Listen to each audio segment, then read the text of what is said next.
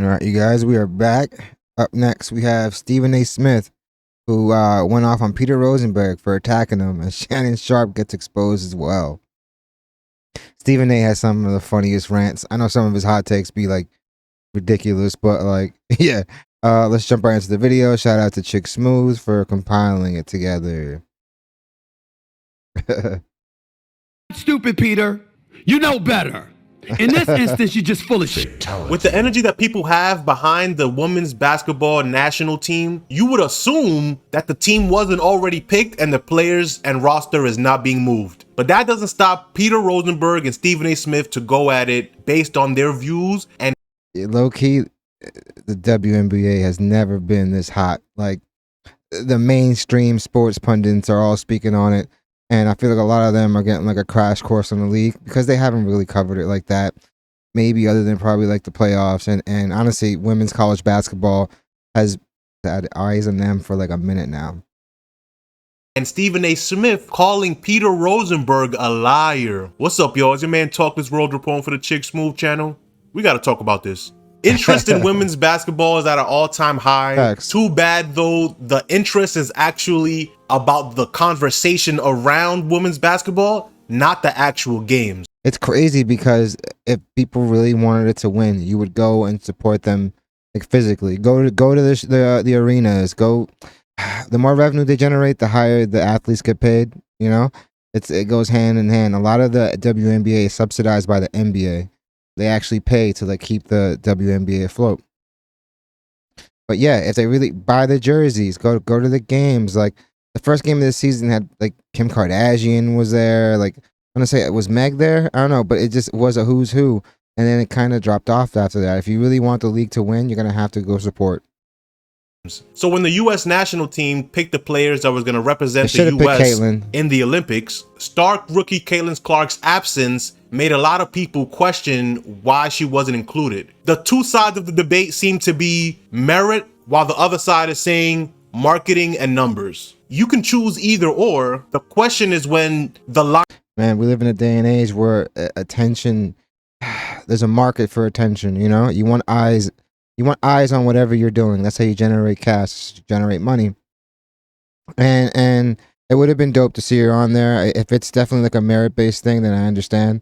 Like, oh, she just didn't make the cut or whatever. But to think that she wouldn't just bring a lot more awareness to it. And that being said, winning cures all.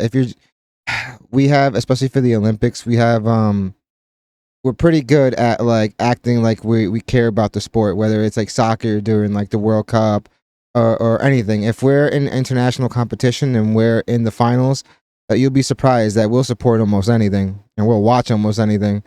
Definitely, it would have been cool to see. Lines get blurred and people aren't able to tell their position. Before we get into how Stephen A. responded, let's hear what Peter Rosenberg had to say about it. Almost like Caitlin Clark has been drafted without her own choice to being like the face of white fragility. People are like, we want you to be all of the concerns we have about white people getting treated, quote, unfairly. We're going to put that on you, Caitlin Clark. And she's like, no, I'm just here to play basketball. And like, whatever comes my way, like, I'm good with it. Like, you know, I just tried my best to be. Oh, I didn't make the team? Oh, you know, I'll probably make it next time. That would be cool. Something to work for. Good luck to the ladies. Nah, her statement on that was dope. It was humbled. It wasn't like he felt entitled to be on there, you know? Ladies of USA basketball. No, Caitlin. No, it's not that simple. They're trying to hold you back, Caitlin Clark. And that's why Stephen A. is catching the button, because he's jumping in on this train of the Caitlin Clarks not being treated fairly by the world, which is not only unfair, actually, to Caitlin Clark. Not only are you ruining it, like we have something awesome, and everyone is ruining it, but you're also being unfair to all the other women in this league who don't deserve to be treated like props. After hearing this, Stephen A. did not hold back. Yo, Stephen A. is propping Caitlin Clark up as a victim. What, you the white boy now that's gravitating to black folks? Only Stephen A, man. And you want to make folks believe, hey, you know something? I mean, this is the latest thing that he's doing. He's calling him a white knight, basically. Against y'all. Is that what this is? You sitting there and you on a station, they playing hip-hop music that make you down now? You think you know us better than me? Is that what this is? Peter, you go on a Michael K show. Caitlin Clark's the sports topic. You couldn't call a brother? You couldn't ask me yourself? You couldn't know what that would have been cool. That would have been a cool dialogue on air. the hell you were talking about? Stephen A would do it. He's all about content as well. Before you went out there and said some bullshit like that? Really? Stephen A will continue to point out that when other media personalities have disagreements with him, before they mention him on a podcast or a show, they call him to clarify his position. Michael K would have called. Host of people would have called. DJ Envy would have called. Charlamagne the God would have called. Ebro would have called. I mean, I guess, yeah, so you don't speak out your ass. Where the hell you at? You know my number. What kind of bullshit is that? You trying to gain favor with a different community? What is it? So Stephen A really has a problem with how his position is being depicted more than an actual disagreement on what should be done for the Olympics. It's more, you should have spoke to me first, really, I think is what it is. And women's basketball as a whole. Don't blindside me. When did I sit up there and try to prop Caitlin Clark up as some victim? I'm talking about the marketing of women's basketball across the globe.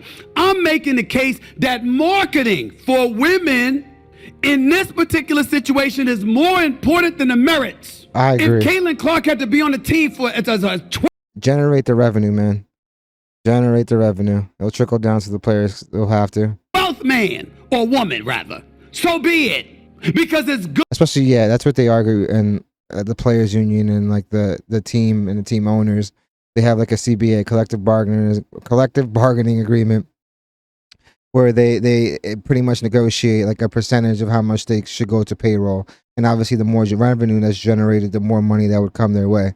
Because right now, like these people are getting paid, like just a top star is getting paid 100 grand, 70 grand, you know? So yeah, it's for a professional athlete, it kind of forces them to go. That's why you always hear of these like WNBA players in the offseason, they'll go overseas and play. And the thing is, it's like you're subjecting your body to a lot. You're playing year round professionally. You're gonna break down faster. There's only so many dribbles you can get, you know. But like, yeah, it'd be cool to have them get paid more. But they're gonna have to like up the revenue, which I said goes hand in hand with like, all right, driving up the tickets and ticket sales and buying the jerseys and stuff like that. Good for the popular. Because there is a big dollar. You'll be surprised how many, like, not even be surprised. Like, there's a huge subset of female fans in male sports, you know? So it's not like they don't like sports. It's, you got to support the WNBA, though. If you want it to grow and who knows? Popularity and the exposure for women's sports, which will ultimately elevate them all, which is what they've been saying they've wanted. Of course it's going to hurt people that have merits, that definitely deserve to be on the team. Of course somebody's going to get screwed. Nobody is advertising that with a smile on their face. This disagreement on what the focus should be on how to grow the game and the popularity of that sport seems to get blurred when people like Shannon Sharpe previously had one standard of who could qualify to be in the Olympics, and suddenly there seems to be a change in that ideology. Previously, we had similar debates regarding Sha'Carri Richardson, whether or not she should be able to compete in the Olympic Games after being suspended for testing positive for marijuana. At the time, Shannon Sharpe was asked, "Unc, what's your thoughts on Sha'Carri Richardson? It's disappointing she not competing at least." He responded to that, in 2022, she could have competed. She didn't qualify to compete. Stop the bull jive antics, train hard. Sports aren't sympathetic. You do or you don't. Well, he's technically correct. That was 2022. Now with that situation being brought back up, someone said on Twitter, Sha'Carri Richardson should have been allowed to run in the last Olympics because of popularity and ratings, especially since she was our best sprinter. Did anyone argue that? And Shannon Sharpe. It's the thing when it comes to that, it's international play, so there's an Olympic committee, and it's hard to like change their stances on stuff, which sucks. Now says, don't do that, Clarence, because now it's about popularity and ratings. But back then, literally 2 years ago, it was just stop the bull jive antics, train hard. Sports aren't sympathetic. The disagreement seems to be not in what people actually believe, but in the constant switching based on who they like. What do you think? Of course. Would the marketing help the sport grow? Yes, but is that more important than letting the best I guess at that point, you keep the integrity players play of the sport. Let me know what you think about it in the comment section. Yeah, in that regard, you're going for integrity. But like, yeah, honestly, yeah, it would really help like the league, and it helped like the status of women's basketball as a whole if she were to go to the Olympics. But yeah, man, if they're gonna stick by and it's merit based, and it's just like, all right, you just didn't make the cut because there's that many more talented people on the team than you, then that's the case. But yeah, from what I hear, like the WNBA is not. This isn't just a new thing. They're actually like a physical league, from what I've been hearing from like people that watch the sport, or that watch WNBA. Because I'm not gonna lie and say I do.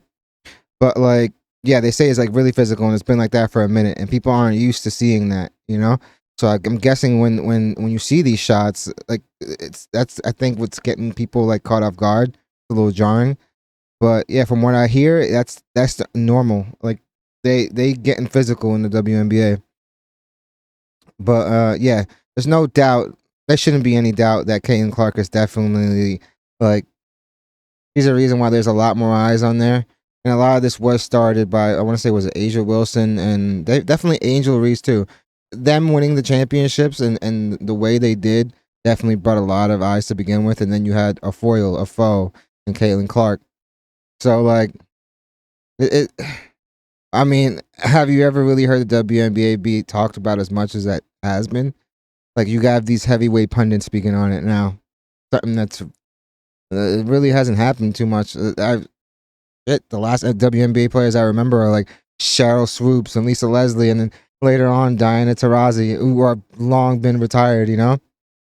But like, yeah, it's just cool. If you guys want to see it win, you're gonna have to support. You're gonna have to go like to the games. You're gonna have to buy jerseys, merch, T-shirts, all that stuff. That's the only way that they're gonna get the revenue that people feel they deserve. You know, crazy. But yeah, definitely, guys. Let me know in the comments what you guys think. Hit the like and subscribe button. It does the channel wonders, guys. We're closing in on 1K. It's freaking awesome. You guys are freaking lit. But yeah.